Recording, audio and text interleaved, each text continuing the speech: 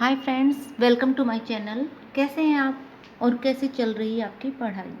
माहौल तो लॉकडाउन का है, बट थोड़ी बहुत स्टडी करना तो बनता ही है। पिछले वीडियो में हमने काव्यांश के बारे में पढ़ा है और आज मैं लेके आई हूँ शब्द व पद में अंतर। इस अंतर को पहचानने या जानने से पहले हमें ये जानना है शब्द क्या है। तो देखिए शब्द क्या है। ध्वनियों का सार्थक समूह शब्द कहलाता है। मैंने ध्वनियों के बारे में आपको पहले बताया है। उसी का सार्थक समूह शब्द कहलाता है और एक निश्चित अर्थ का बोध कराता है, जैसे कि किताब, गगन, सूर्य आदि। ये हमें मालूम है इनका क्या अर्थ निकलता है, इनका एक निश्चित अर्थ निकलता है, वही शब्द है। अब है शब्द की विशेषताएं। मुख्य रूप से 3 विशेषताएं होती शब्द की। क्या है देखेंगे कि शब्द की रचना विभिन्न ध्वनियों के मेल से होती है। ध्वनि क्या है? स्वर एवं व्यंजन। स्वर में क्या है? अ आ ई, और व्यंजन में क ख ग घ। इन्हीं के मेल से एक शब्द का निर्माण होता है, जैसे कि पुस्तक, कलम, आम, अमरूद। जो ये 4 मैंने उदाहरण बताए हैं, इनमें स्वर भी हैं और व्यंजन भी है, इन्हीं के मेल से वो बना है। अब है शब्द भाषा की स्वतंत्र और सार्थक इकाई है। ये एकदम शब्द होते हैं जो स्वतंत्र होते हैं और सार्थक इकाई को ही शब्द कहा जाता है। केवल सार्थक इकाइयां ही शब्द कहलाती है। कोई भी निरर्थक जो होता है वो शब्द नहीं कहलाता है। एग्जाम्पल से आपको बताती हूँ। कलम एक सार्थक शब्द है। कलम यानी पेन।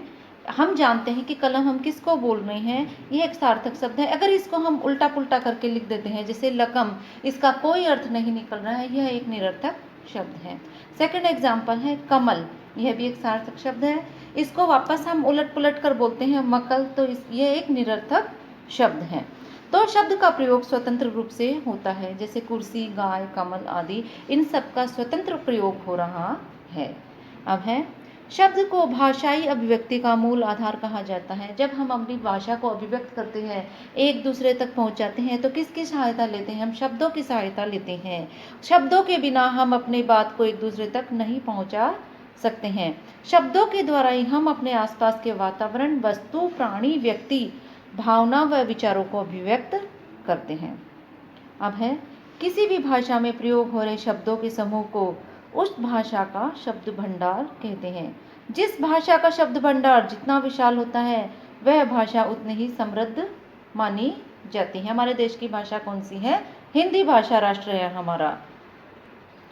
तो शब्दों के समूह को भाषा का शब्द भंडार कहते हैं। वह मैं आपके आगे फिर बताऊंगी कि शब्द भंडार में क्या क्या होता है, फिर से और दूसरे वीडियो में मैं आपको बताऊंगी। अब है पद।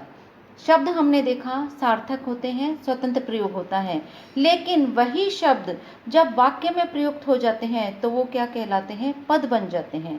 जैसे एग्जाम्पल में बता रही हूँ, कमल एक शब्द है, लेकिन यदि वाक्य में प्रयुक्त हो जाए तो वह पद बन जाता है। जैसे कि सरोवर में बहुत ही सुंदर कमल खिल रहे हैं। तो इस वाक्य में ये कमल क्या है? पद है। इसका कोई स्वतंत्र प्रयोग नहीं हो रहा है, ये सिर्फ एक शब्द नहीं है, ये पद का काम कर रहा है। वाक्य के अंदर रहकर शब्द संज्ञा, सर्वनाम, विशेषण का कार्य करते हैं और लिंग, वचन, कारक, पुरुष और काल के अनुसार अपना रूप बदलते हैं। तो जैसे कि ये कमल है, इसका यहाँ पर कोई भी स्वतंत्र प्रयोग नहीं हो रहा है, यह यहाँ पर एक पद का कार्य कर रहा है और वाक्य के अंदर होने पर यह अपना रूप परिवर्तित करता है कि संज्ञा किस टाइप की है, सर्वनाम, विशेषण, लिंग और कारक के अनुसार ये अपना रूप बदलते रहते हैं। लेकिन अवयव शब्दों में कोई परिवर्तन नहीं होता है। केवल यह किस में होता है परिवर्तन? संज्ञा, सर्वनाम, विशेषण और क्रिया शब्दों में होता है। अब है शब्द और पद में अंतर।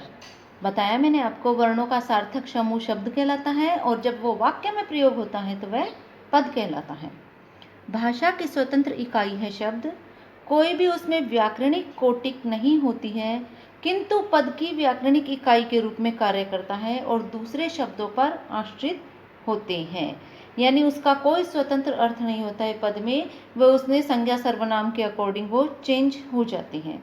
तो स्पष्ट हुआ कि प्रत्येक वाक्य अनेक पदों के मेल से बनता है।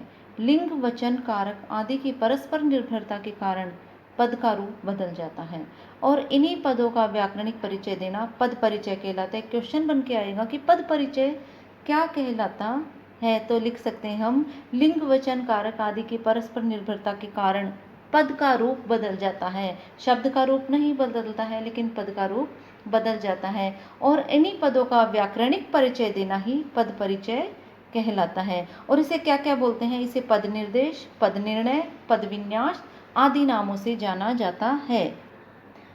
तो फ्रेंड्स, इस वीडियो में मैंने आपको शब्द और पद के बारे में बताया है। अगले वीडियो में मैं शब्दों के भेद के बारे में आपको बताऊंगी।